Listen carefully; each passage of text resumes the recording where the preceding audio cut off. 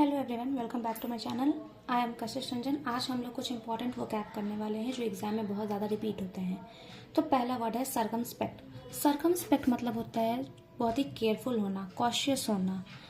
तो इसे कुछ सिनोनिम्स दिए गए हुए हैं, जैसे कि careful, cautious, chary, wary, prudent, vigilant, meticulous, scrupulous, watchful, heedful, attentive, alert, discrete.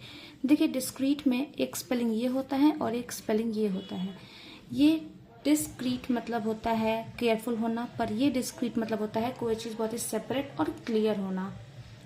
और इसे कुछ एंटोनिम्स दिए गए हैं, जैसे कि reckless, careless, remiss, headless, heedless और केयरफ्री। केयरफ्री होने का मतलब होता है जैसे कि नॉन चैलेंट, स्टोइक, स्टॉलिड, यानी कि जिसे कोई फर्क नहीं पड़ता हो, ना सुख से ना दुख से कोई फर्क नहीं पड़ता हो। वैसे ही नेक्स्ट वर्ड है डेसिकेट। डेसिकेट मतलब होता है कोई चीज़ का ड्राई होना, ड्राई है, डिहाइड्रेटेड है, ड्रेन है, एरिड है, पार्च्ड थ्रोट है। ये सब पार्च्ड थ्रोट होता है जब ऐसे हमारा गला सूखता है तो उसे हम पार्च्ड थ्रोट कहते हैं। इसका एंटोनिम क्या हो जाएगा, जैसे कि मॉइस्ट है, हाइड्रेट है, वेट है, ये हो जाएगा।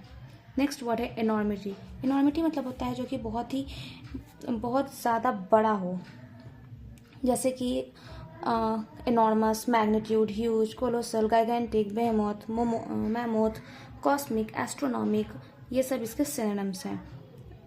और इसके एंटोनिम्स हो जाएंगे जैसे कि टाइनी, माइन्यूट, स्मॉल, लिटिल, पनी। पनी मतलब होता है जो बहुत ही छोटा होता है। मोडिगम, नॉर्सल, स्पीक, आयोटा, बिट, वैसे होता है। आगे बढ़ते हैं फेरल। फेरल मतलब होता है जो बहुत ही वाइल्ड हो। इसका मैंने यहाँ पे 3 ईडियम्स लिखे हैं जो कि बहुत ज़्यादा इंपॉर्टेंट है, जैसे इन अ फ्रेंजी और रन अमॉक। इसका मतलब होता है जो कि बहुत ही अनकंट्रोल्ड एक्साइटमेंट होता है। कुछ लोग होते हैं जो बहुत ज़्यादा एक्साइटमेंट होता है जिनमें, उसके लिए होता है ये। और एक होता है जो बहुत ही पागल हो जाते हैं, इतना ज़्यादा क्रेजी वे में एक्ट करने लगते हैं, उसके लिए हम लोग यूज़ करते हैं गो बनाना। आगे बढ़ते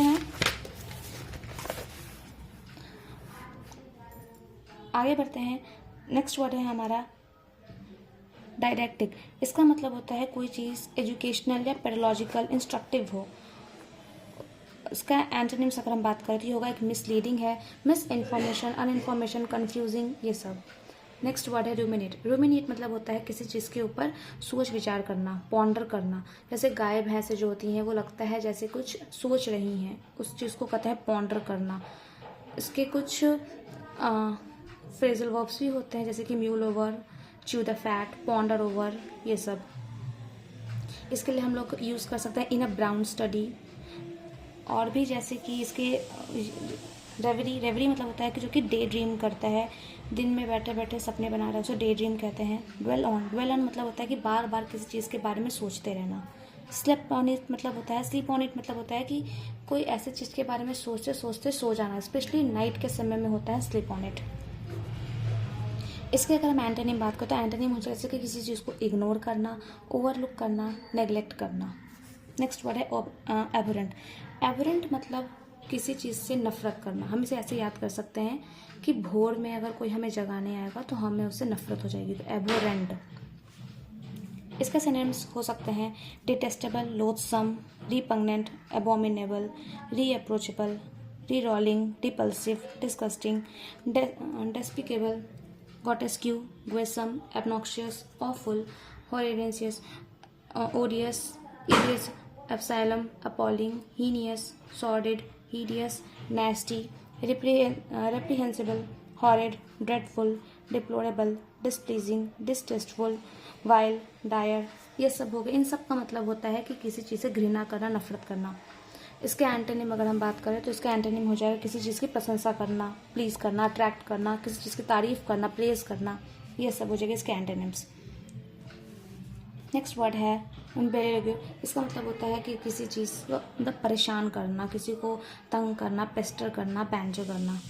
और इसका एंटोनिम हो जाएगा किसी की सहायता करना, किसी को असिस्ट करना, किसी को मदद करना, किसी को एडवोकेट करना, ये इसके एंटोनिम्स हो जाएंगे। नेक्स्ट वर्ड करते हैं।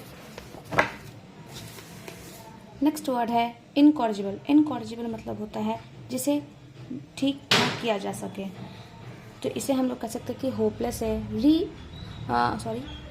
अनरिफॉर्मेबल है, यानी कि हम उससे दोबारा ठीक नहीं कर सकते हैं। और इसके एंटोनिम में हो जाएगा जैसे कि रिफॉर्मेबल, यानी जिसे हम ठीक कर सकते हैं, करेक्टेबल है, क्यूरेबल है। नेक्स्ट वर्ड है कैप्टुलेशन, ये लास्ट वर्ड है और इसका मतलब होता है किसी चीज़ के प्रति सरेंडर कर देना, ईल्ड कर देना, सबमिशन कर देना। Cave in, give in, throw in the towel, raise the white flag, ये सारे जो हैं ये आप ये कह सकते हैं कि ये एक ईडियम है, फ्रेजेस हैं, इसलिए इस सबको बहुत इंपॉर्टेंट है और एग्जाम में अक्सर आते रहते हैं। और इसके एंटोनिम हो जाएंगे जैसे कि रेजिस्टेंस, डेफिएंस, अपोजिशन, ये सारे इसके एंटोनिम होंगे। तो आज के लिए इतना ही, फिर हम लोग अगले वीडियो में मिलेंगे जिसमें हम लोग और भी न्यू वोकैब को लेकर के आएंगे और रिवीजन करेंगे साथ साथ। Thank you.